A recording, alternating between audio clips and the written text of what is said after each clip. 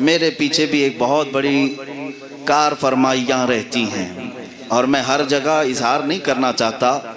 खैर ठीक है, वो अपनी कोशिश कर रहे हों, कर दें। मेरा जुर्म क्या है, मेरा कसूर क्या है? मैं किसी मिंबर पर बैठ करके अगर मेरे नबी के शान में होने वाली गुस्ताखियों को बर्दाश्त न करके इजहार कर लिया, जो हर मुसलमान का दर्द है, जो हर मोमिन का दर्द है, लेकिन जानते हैं आप, अगर मैंने इजहार कर भी दिया तो गोया के इनके दरमियान एक इतना बड़ा जुर्म करार पा गया कि सुबह से शाम तक स्कूटनी के लिए दिल्ली से लेकर मुंबई तक कमेटियां तश्कील दे दी गई कि इनकी तलाशी लो, इनको बैकिंग कौन करता है, इनको सपोर्ट कौन करता है, इनकी फ्राइन लिस्ट तलाश करो कि ये इतना तकरीरों में बोलते कैसे हैं, कौन सी सियासी पार्टी इनके पीछे है, कौन से नेता लोग इनके आगे पीछे हैं। कसम रब्बे जुल जलाल की, आज तक मिजाज सियासत का आया ही नहीं, अल्हम्दुलिल्लाह। इसलिए कि हमें बुजुर्गों से ये सुनने को मिला है, उसको कुर्सी की जरूरत नहीं होती जिसके पास आयतल कुर्सी होती है। सुभान अल्लाह, सुभान अल्लाह, अल्हम्दुलिल्लाह। हम आयतल कुर्सी के आलिम हैं। मौला ने हमें जो कुर्सी अता की है वो 5 साल भीख मांगने पर भी नहीं मिलती है। खैर, मैं यहाँ अर्ज ये करना चाहता हूँ कि इस जमाने में भी आप क्या समझते हैं कि करबला खत्म हो गया, यजीद का दौर खत्म हो गया? हर जमाने में यजीद आता है और हर जमाने में करबला जैसे हालात पेश आते हैं। और अगर मोमिनीन की जमात, आप सबसे कहता हूं और उलमा से भी, शरीयत ताहिरा की हिफाजत के सिलसिले में हम में से किसी की जान जाती है या हमारे जिस्मों को कोई नुकसान पहुंचता है तो हरगिज ये न समझना कि हमारी शिकस्त हो गई, इसलिए कि हमारी तारीख ये बताती है इस्लाम जिंदा होता है हर करबला के बाद। क्या बात है, क्या बात है। इस्लाम जिंदा होता है हर करबला के बाद। हमारी कुर्बानियां होंगी और इस्लाम जिंदा होता रहेगा। मैं बात ये अर्ज कर रहा था, ताकत व कुव्वत के नशे में चूर मुझ जैसे एक कमतर आदमी के लिए बड़ी बड़ी कमेटियां तश्कील देकर स्कूटनी पर लगा दी जाएं, इनकी तहकीक करो, बैकिंग कौन करता है, सपोर्ट कौन करता है। मेरे अजीजों, एक फ़ख्र की बात मैं ये अर्ज़ करूं, जिन लोगों ने मुझे मैसेज दिया था, मैं उनसे ये कहा कि जाकर उन तमाम तहकीकात करने वालों से कह दें, उनकी नाक ज़मीन पर रगड़ जाएगी, ज़िंदगी गुजर जाएगी, उन्हें ये पता न चल सकेगा कि बैकिंग करता कौन है। सुभान अल्लाह, सुभान सुभान, सपोर्ट करता कौन है। हाँ, तुम तहकीक कर लेना, ये मेरा चैलेंज है, ये मेरा दावा है। पूरी जिंदगी तहकीक करके न ला सकोगे, इसलिए कि हमारा अकीदा तो ये है, ए मुसलमानों, तुम यहाँ की बात कर रहे हो, यहाँ की बात कर रहे हो, हम तो इस अकीदे में जीते हैं कि क़यामत के दिन भी, महशर के मैदान में भी हम ये अकीदा लेकर के जीते हैं, ढूंढा ही करेंगे सदरे क़यामत के सिपाही। क्या बात। ढूंढा ही करें सदरे क़यामत के सिपाही, वो किसको मिले जो तेरे दामन में छुपा हो। सुभान अल्लाह, सुभान। नारे तकबीर, नारे तकबीर, नारे रिसालत, मसलके आला हजरत। जिसको रसूल पाक सल्लल्लाहु तआला अलैहि वसल्लम की तरफ से बैकिंग हो, पूरी दुनिया एड़ी चोटी का जोर लगा ले, नाक रगड़ ले और जिंदगियां खत्म कर ले, लेकिन शायद हो सकता है कि हमारी जिंदगी का वो खात्मा करें, लेकिन आखिर तक उन्हें ये महसूस ना होगा कि कुव्वत और ताकत आती कहाँ से है। उलमाए हक के साथ भी, ये मैं सिर्फ अपनी फजीलत में नहीं कह रहा, ना मेरी अपनी बड़ाई के लिए कह रहा हूँ, आप में से आम जवान भी कोई खड़ा होगा, किस बात के लिए? नबी कौनैन सल्लल्लाहु तआला अलैहि वसल्लम की इज्जत की खातिर जो भी खड़ा होगा, ये मेरा यकीन है अजीजों कि वो खुद रसूल पाक तुम्हारी मदद के लिए तशरीफ लाते हैं। बेशक, सुभान अल्लाह। किसी और की जरूरत नहीं, किसी और पार्टी की जरूरत भी नहीं पेश आएगी। तुम देख लेना, जेलों में कैद मुजाहिदीन आज़ादी की कहानियां सुनो। कई ऐसे बुजुर्गान दीन जिनको जालिमों ने कैद तन्हाई में पूरी जिंदगियां खत्म कर डाली, लेकिन क्या वो बेचारे रह गए, घरों से दूर रह कर के कैद में इंतकाल कर गए? नहीं, उन कैद की तन्हाइयों में कई रातें ऐसी आईं जब कोई अजीज पास नहीं होता तो ताजदारे मदीना ख्वाब में तशरीफ लाया करते। बेशक सुभान अल्लाह, रसूल पाक सल्लल्लाहु तआला अलैहि वसल्लम तसल्ली देने के लिए आते थे। बाज उन मुजाहिदीन की तारीख भी मैंने पढ़ी है जिनको जोरो जुल्म ने फांसी के फंदे तक भी चढ़ाया, तो फांसी के फंदे पर लटकने से पहले भी इसी मुरादाबाद शहर के उस किफायत अली काफी ने गुनगुनाते हुए यूं ही तो कहा था, कोई गुल बाकी रहेगा न चमन रह जाएगा, पर रसूलुल्लाह का दीने हसन रह जाएगा। अतलसो कम ख्वाब के पोशाक पे नाजा न हो, इस तने बेजान पर खाकी कफन रह जाएगा। उसी काफी ने कहा था, सब फना हो जाएंगे काफी वो, लेकिन हश्र तक नाम हजरत का जुबानों पर चलन रह जाएगा। आज मैं एक तारीख की सच्चाई आपको बता दूं, इकबाल ने बहुत अच्छे अंदाज में पेश किया है। सतीजा कार रहा है अजल से ता इमरोज, सतीजा कार रहा है अजल से ता इमरोज, शरारे बू लहबी से चरागे मुस्तफवी। ये हक व बातिल की मारका आराइयां किसी जमाने के साथ खास नहीं। जिस वक्त से इस कायनात में वजूद अल्लाह ने बख्शा इंसानों को, हक व बातिल की जमातों का टकराव होता रहा। एक तरफ मूसा अलैहिस्सलाम थे तो दूसरी तरफ फिरौन अपने लश्कर जर्रार के साथ रहा। एक तरफ इब्राहीम अलैहिस्सलाम तने तन्हा थे तो सारी ताकत और कुव्वत के साथ नमरूद अपनी खुदाई के ऐलान के साथ मौजूद रहा। यहया अलैहिस्सलाम अल्लाह के नबी हैं, ज़करिया अलैहिस्सलाम अल्लाह के नबी हैं। दूसरी तरफ जोरो जुल्म से कायम किए हुए तख्त के यहूदी बादशाह रहे। हर जमाने में ताकत में चूर, नशे हुकूमत में चूर, जालिमों की हुकूमतें रही और हक जमात हमेशा कम तादाद में रही, हमेशा कम तादाद में रही। मुझे हैरत होती है आज जो लोग ये कहते हैं अब के हालात बराबर नहीं है, हिंदुस्तान के हालात बराबर नहीं हैं। आप इतना ना बोलें, हम माइनॉरिटी में हैं, हम अक़लियत में हैं। इन सब से कहो जरा अपनी तारीख पढ़ कर के देखो, बदर में हम माइनॉरिटी में ही थे, तब भी सर चढ़ कर बोल रहे थे। ओहद में हमारी तादाद कम थी लेकिन रोबो दबदबा किसी और जमात पर कायम था। और सबसे ज्यादा अगर तारीख में कम तादाद में कोई जंग नजर आती है तो वो करबला का मैदान है। एक तरफ सिर्फ 82 लोग, 82 लोग हैं, मुकाबिल में 22,000 का लश्कर जर्रार है।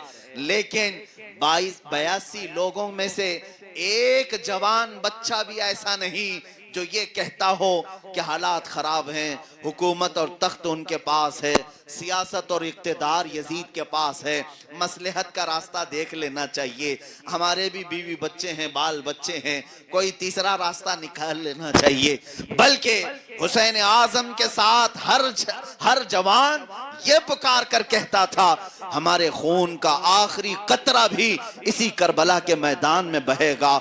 हम निकले हैं तख्त तो ताज हासिल करने के लिए नहीं, शरीयत मुस्तफा की हिफाजत के लिए निकले हैं। अजीजान गिरामी वक़ार, आज मैं हिंदुस्तान के जवान मुसलमानों से यही कहूंगा, जिसके सीने में ये तमन्ना हो कि मुझे मेरे आका सल्लल्लाहु अलैहि वसल्लम का दीन प्यारा है, और वो ये ना समझे कि मुझे एक से क्या हो सकता है, मेरे एक से क्या हो सकता है, तुम्हें मालूम नहीं ये तादाद का करिश्मा नहीं है। अल्लाह की तरफ से हमेशा हक जमात की मदद होती है, चाहे वो तादाद में अक़लियत में ही क्यों ना हो। इसलिए कि बद्र का मैदान भी हमें यही बताता है, करबला का मैदान भी हमें यही बताता है। बद्र के मैदान में क्या हुआ था जानते हैं आप? 313 निहत्थे सहाबा थे जिनके पैरों में जूतियां भी नहीं है, चप्पल पहनने के लिए नहीं। अक्सर सहाबा के हाथ में तलवारें नहीं हैं। कुछ सहाबा तो वो हैं जो खजूर की सूखी हुई लकड़ियों से लड़ने के लिए आ गए थे। और सामने कौन लोग थे? एक अजीम लश्कर जिसमें बड़े बड़े सरदारान कुरैश, और रात में उनको यकीन ऐसा था अपनी ताकत पर कि तबले बज रहे थे, ढोल बजाए जा रहे थे, रक्कासाओं से गीत सुनाए जा रहे थे, पूरा मैदान बद्र उनके ढोलों की आवाज से, शोर से भरा हुआ था। कुफार ये समझ रहे थे कि कल हमारी फतह है।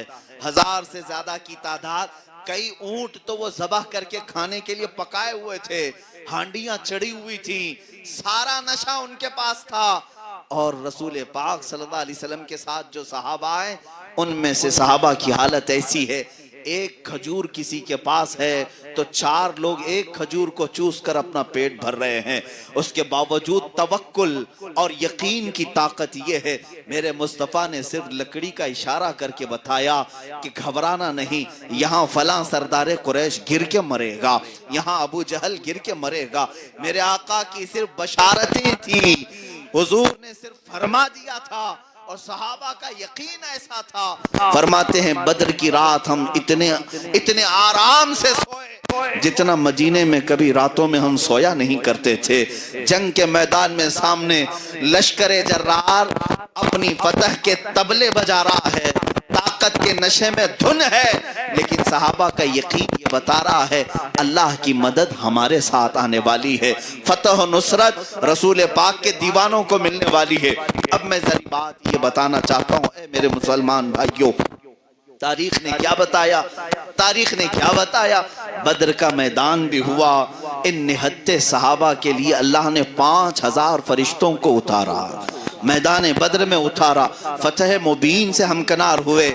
मुझे बताओ वो तारीख के झरोकों में कहाँ खो गए जो सरदाराने कुरैश थे, बड़े बड़े पहलवान थे, उनके पास ताकत, तख्त, नशा, दौलत सब कुछ था, सब खो गए। तारीख के धारों में उनको तलाश करोगे तो निशान तक ना मिलेंगे।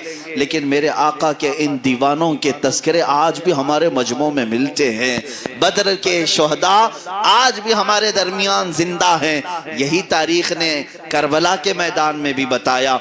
82 लोगों में से अक्सर अगरचे शहीद हो गए, कट गए, हाथ पैर उनके अलग हो गए, गर्दनें जुदा हो गई।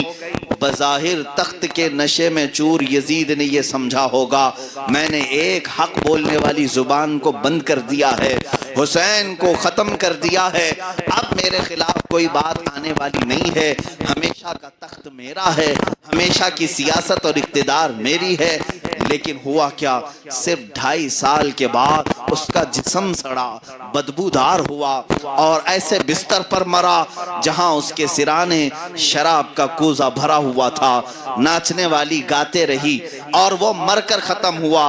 अब मैं बताता हूं मेरे अजीजों, तारीख के ये दोनों मारकों को जहन में रखना, और कभी अल्लाह ने अगर तौफीक दी तो मुल्के शाम भी चले जाना और इराक भी चले जाना। ये अंबिया और औलिया की सरजमीन है। मुल्के शाम, दिमश्क, वो तख्ते खिलाफत की तारीख वहां पर मौजूद है जहां यजीद ने अपनी ताकत का तख्त बिछाया था और जुल्म की एक तारीख लिखी थी। और इराक, मैं इसलिए कह रहा हूं, इराक की धरती पर वो करबला के रेगजार का मैदान आज भी मौजूद है। दोनों जगह जाकर के देख लेना। ये फकीर गया है, मैं खुद हाजिरी दिया हूं, दिमश्क पहुंचे थे, बहुत बड़े बड़े औलिया कामिलीन की जियारतें की, सहाबा ताबईन की जियारतें की। किसी साहब ने हमें यह बताया कि यजीद का वो बाजार भी इसी दिमश्क में है, उसका महल, उसका ताज और तख्त यहीं पर हुआ करता था। हमने पूछा कि आखिर वो दफन कहाँ हुआ, उसके चाहने वाले भी तो होंगे। लोगों ने बताया मिसबला एक जगह है दिमश्क में। हमने पूछा वो जगह कहाँ है, लोगों ने बताया दिमश्क का सारा कूड़ा करकट जहाँ फेंका जाता है, कहा जाता है कि वहाँ उसकी कब्र है जहाँ कुत्ते भी पेशाब करते हैं, गलाजत भी वहीं जाकर के दफन होती है। सारी गलाजतें, नाक पकड़ करके भी कोई खड़ा ना हो सके, ऐसी जगह लोगों ने बताया कि यहाँ यजीद खत्म हो चुका, यहाँ उसे दफन किया गया था। हम जियारत की गरज से नहीं गए, इबरत को देखना था। अजीजा ने गिरामी, फिर हमने तारीख के झरोकों को पलटा, इराक की सरजमीन पर भी आए, करबला भी हम गए और पूछा वो मैदान कहाँ है जहाँ आले रसूल का खून बहाया गया था, जहाँ उनके जिस्मों के ऊपर घोड़े दौड़ाए गए थे, उनके टुकड़ों को तब्दील कर दिया गया था। लेकिन लेकिन देखा मेरे अजीजों, पूरे करबला में वो कोई मैदान नजर नहीं आता है, कोई मैदान नहीं, बल्कि उसी मैदान में आलीशान रोबो दबदबा कायम किए हुए रोज़ा हुसैन नजर आता है। और उस रोज़ा हुसैन पर सुनहरी बल्कि सूने में कलई किया हुआ वो चमकता हुआ गुंबद जो हजारों की आंखों को खिरा करता है, और उस पर सुर्ख परचम लहराता हुआ आज भी दुनिया को यह बता रहा है यजीद 2.5 साल से ज्यादा तख्त संभाल न सका, 14 सदियां गुजर गई, अब तक झंडा हुसैन का ही लहरा रहा है।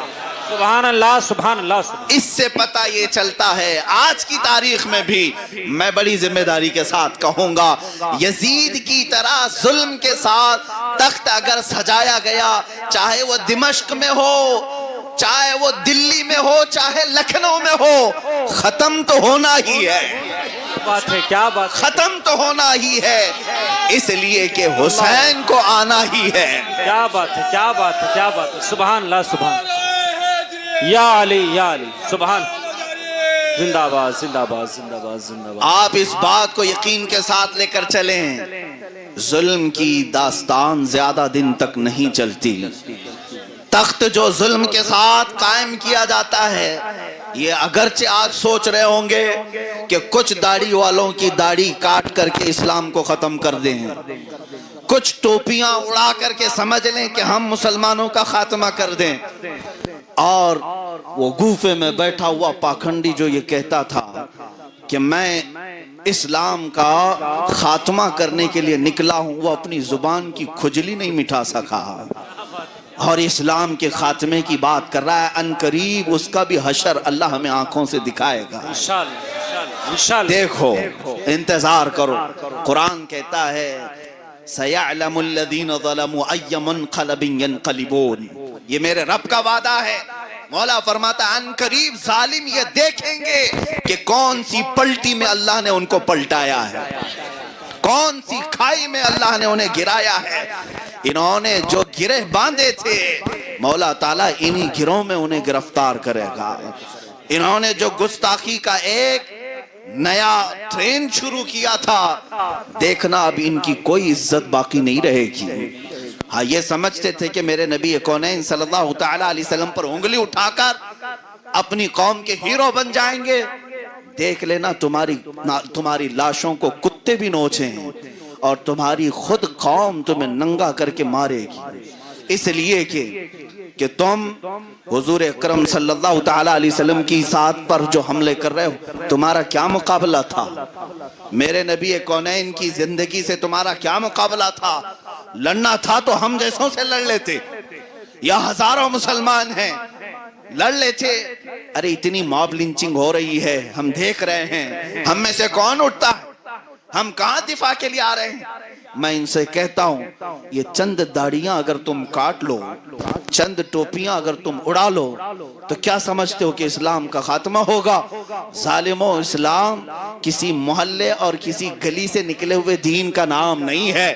इस्लाम उस दरख्त का नाम है जिसकी जड़ें तहतुस सरा में हैं, जिसकी शाखें औजे सुरैया पर हैं। क्या बात है, क्या बात, बेशक।